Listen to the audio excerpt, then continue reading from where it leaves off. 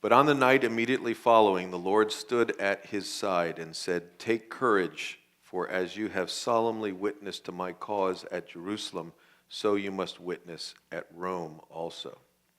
When it was day, the Jews formed a conspiracy and bound themselves under an oath, saying that they would neither eat nor drink until they had killed Paul. There were more than 40 who formed this plot. They came to the chief priests and the elders and said, "We have bound ourselves under a solemn oath to taste nothing until we have killed Paul. Now therefore, you and the council notify the commander to bring him down to you, as though you were going to determine his case by a more thorough investigation. And we, for our part, are ready to slay him before he comes near the place." When the governor had nodded for him to speak, Paul responded, "Knowing that for many years you have been a judge to this nation, I cheerfully make my defense. Since you can take note of the fact that no more than 12 days ago I went up to Jerusalem to worship, neither in the temple, nor in the synagogues, nor in the city itself did they find me carrying on a discussion with anyone or causing a riot, nor can they prove to you the charges of which they now accuse me. But this I admit to you, that according to the way which they call a sect, I do serve the God of our fathers, believing everything that is in accord with the law and that is written in the prophets, having a hope in God, which these men cherish themselves, that there shall certainly be a resurrection of both the righteous and the wicked. In view of this, I also do my best to maintain a blameless conscience, both before God and before men. Now, after several years, I came to bring alms to my nation and to present offerings, in which they found me occupied in the temple, having been purified without any crowd or uproar. But there were some Jews from Asia who ought to have been present before you to make accusation if they should have found anything against me. Or else let these men themselves tell what misdeed they found when I stood before the council, other than for this one statement which I shouted out while I was standing among them, for the resurrection of the dead I am on trial before you today. But Felix, having a more exact knowledge about the way, putting them off, saying, when Lysias, the commander, comes down, I will decide your case. Then he gave orders to the centurion for him to be kept in custody and yet have some freedom, and not to prevent any of his friends from ministering to him.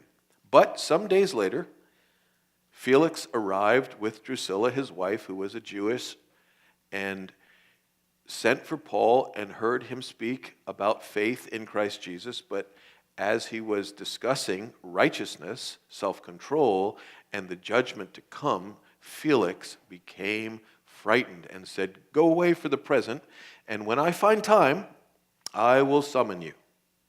At the same time, too, he was hoping that money would be given him by Paul.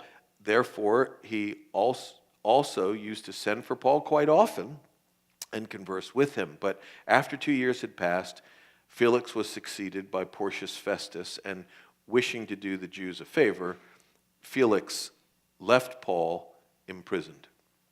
The word of the Lord.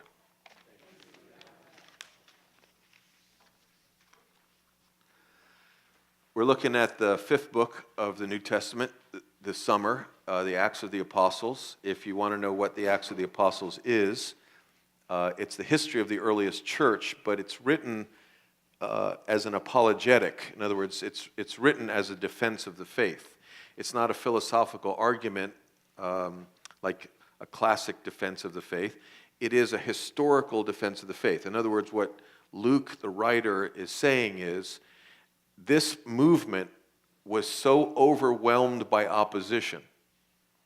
This movement was like a spark in the middle of the Atlantic Ocean. It had no chance. And the only way it could have embedded itself in the Roman Empire was that God was in it. And I, the historian, am here to tell you, I saw behind the scenes, and God was in it. And this is the defense, the history that I'm writing. And now in the history, the main human character in the second half of the book, the Apostle Paul, has come to Jerusalem despite many warnings from his fellow Christians not to go to Jerusalem, warning him that when he went there he would not be accepted but be arrested. But because he loves his people, he goes to Jerusalem in order to try to show them Christianity is not opposed to Judaism. Christianity is not even, strictly speaking, an alternative to Judaism. Christianity is the fulfillment of Judaism. And the good news of Jesus Christ's life, death, and resurrection is what Jewish people have always been looking forward to. It doesn't compete with the Jewish faith. It completes the Jewish faith. Jesus Christ didn't abolish the law of Moses. He fulfilled the law of Moses. In fact, his closing words as he died on the cross were to that effect. It is finished. The law of Moses is finally finished and satisfied. And now, Paul has been arrested in Jerusalem, charged with a number of crimes, including inciting a riot. And there's a kind of church-state argument going on, very similar to the trial of Jesus Christ, where they remand him back and forth to the secular authorities and then back to the religious authorities. No one seemed to know what to do with Jesus Christ, and no one seems to know what to do with Paul. So he goes back and forth. He's moving from one jail to another, first under the auspices of the religious authorities, and then they send him to the secular authorities. It's a sort of complicated scene. I skipped over the real violent part. You can read it later. The commander gets word about this plot against Paul, and he says, I'm not going to have that on my watch, and he dispatches over 250 soldiers to escort Paul from one jail to the next, and the plot is thwarted. In the scene, there's a number of very colorful characters. I'm going to concentrate on 3 today and use each of these colorful groups as a kind of type, kind of personality type, kind of profile, if you like, character study. 2 of the types are overblown. They take some of our foibles and they blow them up so they can no longer be ignored. You ignore your foibles. I can see them, but you can't, and I can't see my own like you can. We do everything we can to downplay our flaws, but in these particular passages, those flaws are just blown up so that you can't ignore them anymore. They're our own flaws and tendencies just writ large.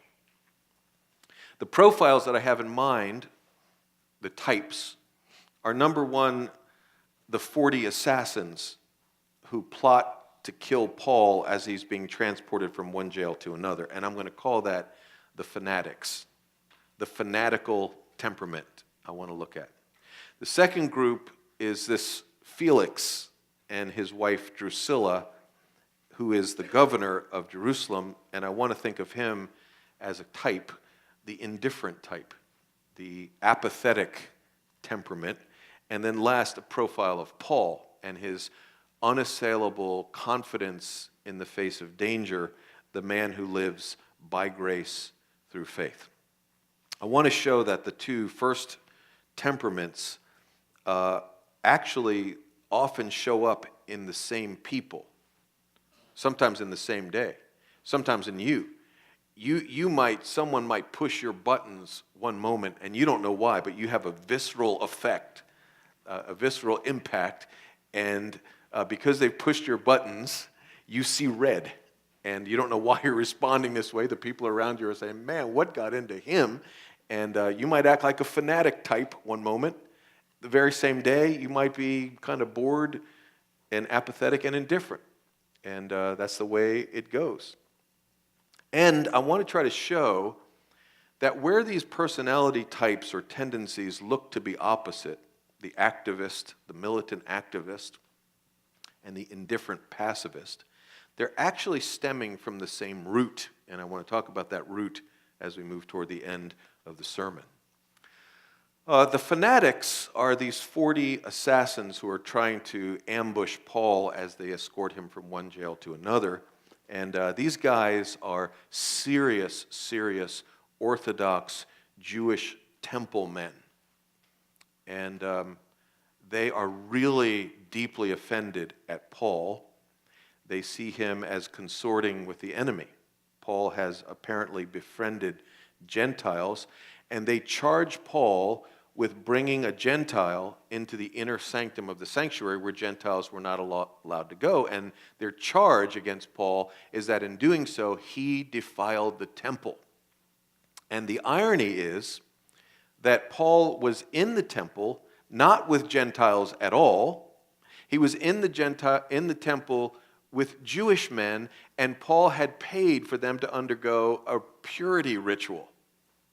And so, apart from defiling the temple, he's actually paying to purify in the temple. And because of their militant fanaticism, they can't see the rationale behind that. All they can think of is this guy is a villain and this guy must be bad. And that's what happens when someone pushes your button. Someone could cut you off on the road, and again, you sort of lose rationality. All you can think about is getting back at this person or how terrible this person is or whatever the case may be. You react without rational thought.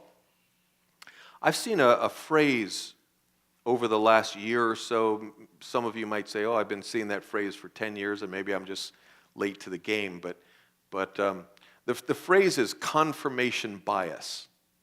Have you seen that phrase anywhere in any of the articles that you've been reading? Confirmation bias. One writer describes it this way: the tendency to experience the world through the lens of your already held beliefs. If you think before you've eaten there that La Frontera is a terrible restaurant, the odds are in favor of you hating it when you go there. In other words, you make up your decision and then you gather evidence to confirm your own bias. And that restaurant might be the greatest restaurant in the world and your food might be wonderful, but because you go into the situation with a bias, all you can do is confirm your already held prejudice. It's a mark of fanaticism. And it's something that we all do. We make up our minds before the evidence is in, and then we ignore the evidence that goes against our bias. It's very difficult to see in yourself. If you're married, your spouse can probably see it and might help you discern it in yourself, or your roommate, or your coworker, or friend. It's one reason this text is so helpful, because it shows confirmation bias in an extreme place, blown up to the max, so that we can begin to recognize it in more subtle forms and refined in ourselves. It's a real problem. It's a real problem for us, for me. It's a real problem for our society. Social scientists are seeing it as at some of the roots of the societal problems of modern South Florida and modern America. It's one reason, for instance, that we are, as a society, becoming more blindly partisan in our politics. We make up our minds before we get the evidence. I read a New York Times article in January of this year, by Lynn Vavreck. She's a social scientist from University of UCLA, and she cites a study from the 1950s. In the 1950s, voters were asked, would you be opposed if your son or daughter married someone of the other political party? And in the 1950s, 28% of the respondents said, yes, I'd be opposed to that. The same question was asked to voters in 2016. 63% of Republicans said they would strongly object. 60% of Democrats said they would strongly object. We've become much more partisan in those intervening years. And Lynn Vavreck concludes her article with these words: Americans are increasingly surrounded by those who are like-minded, and they prefer to keep it that way for the next generation. In other words, we're inculcating a kind of fanaticism, a kind of mindless, irrational thinking in our children. We hope our children will promote our own prejudices. It seems like we all have a bad case of confirmation bias, and that is one symptom of fanaticism. Disregard for the facts and for independent thinking, and a stubborn adherence to one's own bias. Another symptom of this fanatical temperament is what C.S. Lewis called the inner ring mentality. And by the way, I totally recommend go online and just search C.S. Lewis inner ring. The essay will come up. You can read it in about 15 minutes or a half hour. Great article. It's the strong desire to be included in a group, in a faction, in a party, in a clique. It starts off with the thrill of hearing someone one day will say to you, "Psst." And you'll say, "Who, me?" And they'll say, "Yeah, come here. Look, I'm not supposed to tell you this, but heck, you're one of us by now. And here's what's really going on." And when you hear the words, "but by now you're one of us," endorphins will rush into your bloodstream. And you will feel like, whew, I finally made it. I'm in the inner ring. And that rush that comes of by being accepted into a club, into a clique, into a peer group, into the insiders, into the mean girls, into the cool kids, the privy, participating in the secrets of a little society where you want to gain access, that impulse, if you don't stop it violently, it will eventually lead to fanaticism in your life. You see it here as these militants form a conspiracy. They go behind the scenes. They're privy to the secrets. They're privy to the secret handshake, the secret password. They have access to the movers and shakers of this world. You want to be one of them. You want to sit at their table in the cafeteria. Again, I've said it so many times. It begins in 6th grade. And you know what it ends? When they put you in the ground. Peer pressure will follow you all the days of your life. Here's what C.S. Lewis wrote, and I think this is so genius. Quote, "I believe that in all men's lives at certain periods, and in many men's lives at all periods between infancy and extreme old age, one of the most dominant elements is the desire to be inside the local ring and the terror of being left outside." End quote. One last quality of this fanatical militant temperament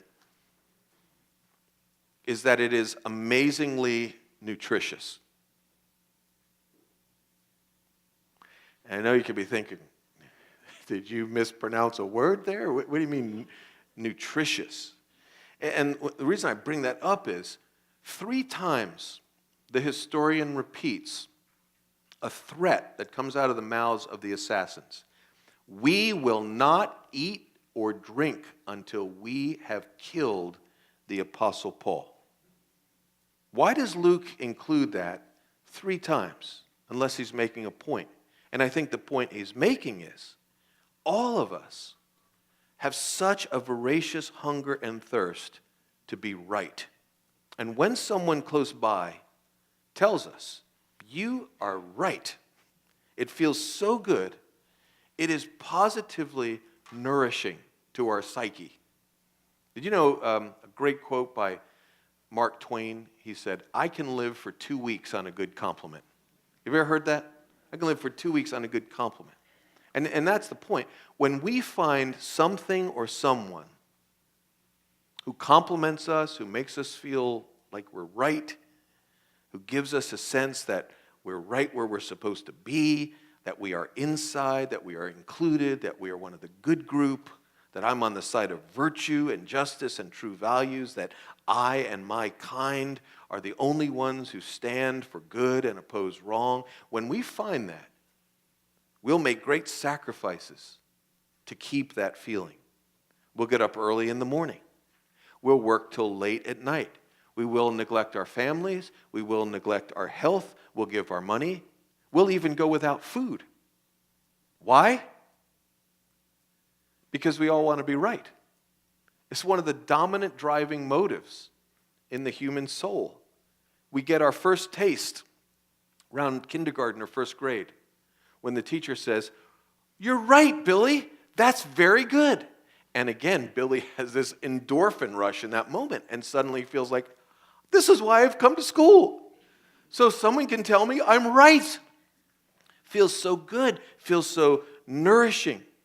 And as time goes by, we crave that sensation from other people. We all want to be evaluated and found good. I have a gay friend who told me recently, he believes the dominant fear in every human heart is the fear of rejection.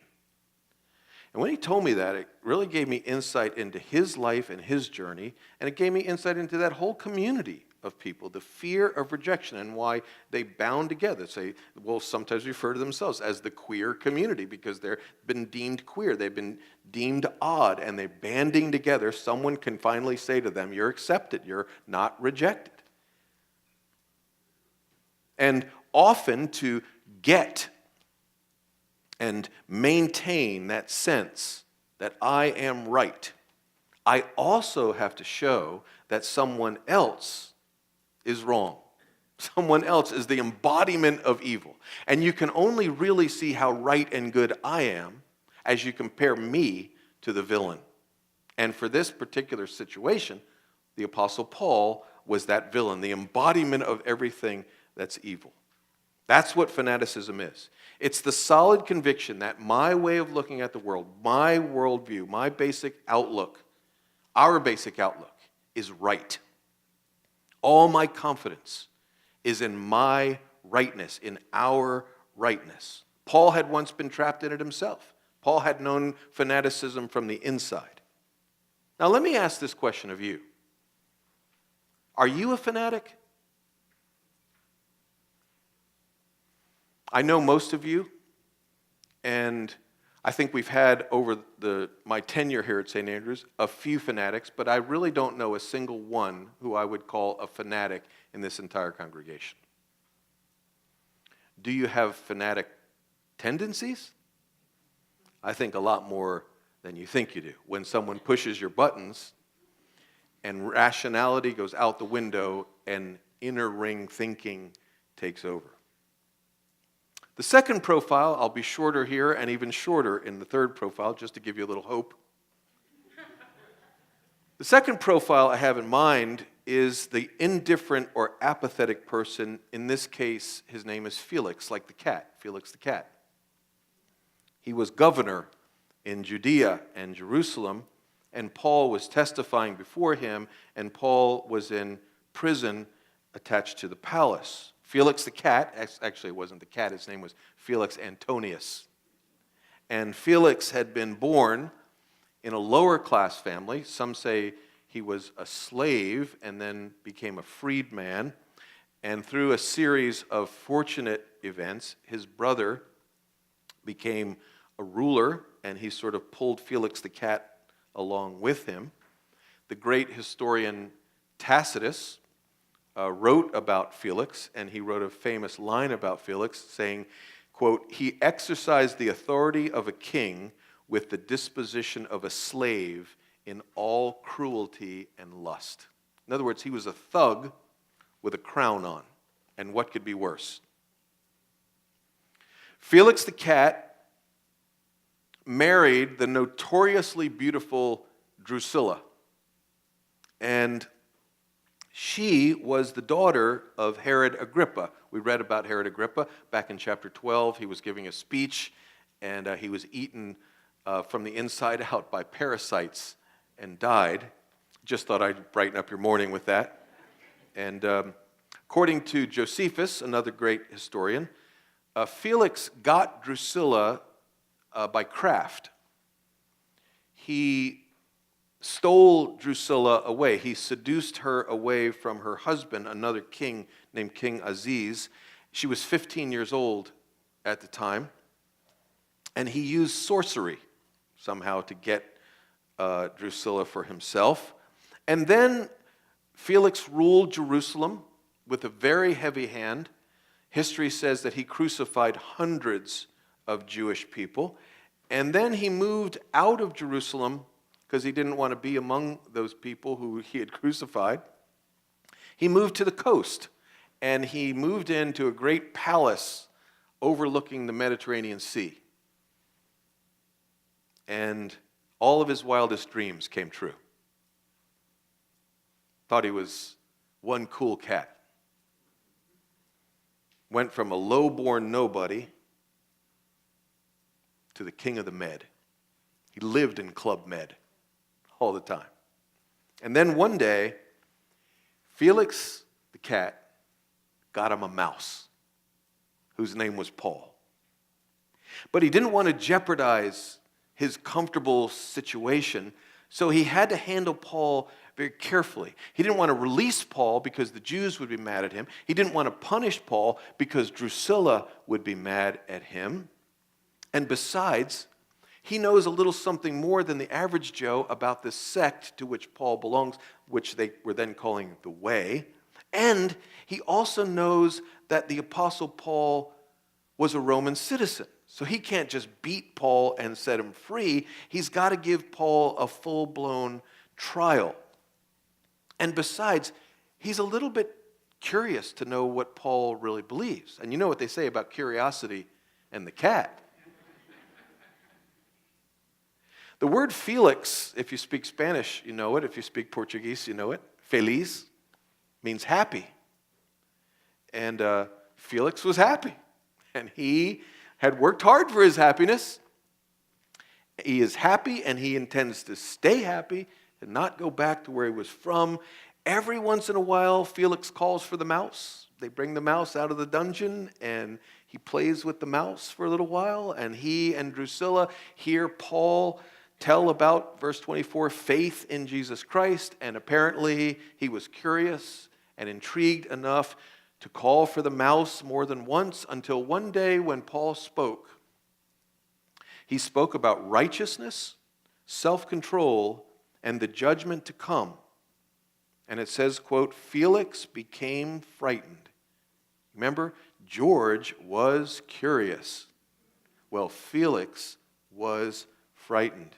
And he said, go away for now. I'll call you back when I find the time. Which he never did find the time. Do we ever find the time? We say, if I could only find the time. Do we ever find the time? And he just forgot about Paul for 2 years in that jail, very much like Joseph from the book of Genesis. And what I think happened was that he called the Apostle Paul in, and Paul, little by little, began to zero in on the main issue. And finally, he told Felix about righteousness with God. How is a person made right with God? And Paul would have said, as he taught in all of his writings, we are justified in the sight of God when we admit our sins and trust in Jesus Christ. And when he talked about admitting sins, he knew Felix had a few sins to admit. He was a man of intemperance in his former days, had killed a lot of people, had stolen another man's wife, had no self-control. And if we have faith in Jesus Christ, God will save us from our guilt. God will come in, begin to make us self-controlled people. Jesus Christ will answer for our judgment, and he will declare us right in the sight of God. But Felix got scared. You know what they call a cat that's scared? A scaredy cat. And Felix became a scaredy cat, and perhaps he feared that he would lose all of the trappings of comfort. And that is the fear of all comfortable, indifferent people. The fear of losing their comforts. And Felix thought maybe God would make me into a self-controlled person. And if I became a self-controlled person, I'd have to give Drusilla back. I have to stop killing people. and I'd have to change. And cats don't like to change. You cats don't like to change. We don't like to change. We cling to what comforts we have, the status quo. And here again, you may not be a full-fledged fanatic, but you probably do have fanatical tendencies. And once again, you may not be an indifferent person by and large, but while you're not a full-fledged, apathetic comfort hog holed up in your palace, clinging to your privacy and your little luxuries and your me time, but still, surely you can find some parallels between you and the happy man, Felix. I know I can in my own life. I know I too, like Felix, am afraid of change. I know, like him, that I'm afraid of losing my stuff, my place. We're all afraid of leaving our comfort zone. And don't we all say, like in the very words of Felix, I'm afraid I don't have the time, but I'll try to find the time. Doesn't he sound so modern when he says that? Aren't we always telling people how busy we are? And you see, that's what both these types have in common. They look like polar opposites. The apathetic and the aggressive. The activist and the pacifist. They look like polar opposites, but in reality, they are both governed by fear. Fanatics are afraid of losing their status as insiders, as people who are right, people who are in control, as the good people who have the right values, and comfortable, apathetic, indifferent people like Felix and Drusilla and you and me. We are afraid of change, afraid of losing the way of life to which we have grown accustomed. We're afraid of commitment. We're afraid of spending our time, afraid of getting involved. The activist and the pacifist are both driven by fear. They're much more similar than they look. And that's why we can be both. Aggressive and activist one day, and in the same day, we can be indifferent and apathetic. And both are driven by fear. And that brings up the last and shortest of these three profiles. The man who overcomes fear.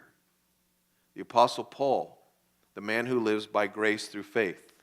A man of astounding composure in the face of danger and frustration. He's been forgotten in prison.